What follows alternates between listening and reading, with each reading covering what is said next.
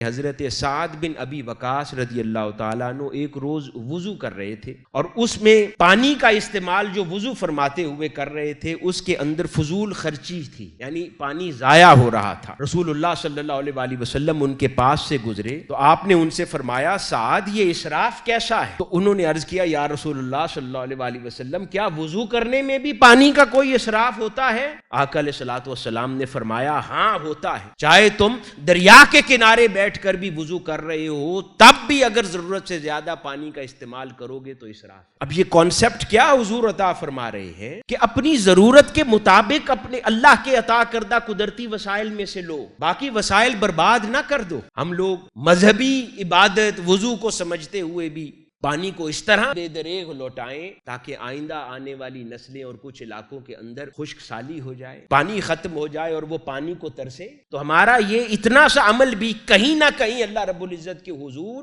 جب وہ خشک سالی میں ترسیں گے پانی کو اور ہم نے اپنی زندگی میں ان قدرتی وسائل کے استعمال میں فضول خرچی کی ہوگی تو اللہ رب العزت کے حضور وہاں گرفت میں ہمارا نام بھی ہوگا، شمار ہوگا کہ یہ وسائل کو بے دریغ استعمال کرتے تھے اور ضائع کرتے تھے۔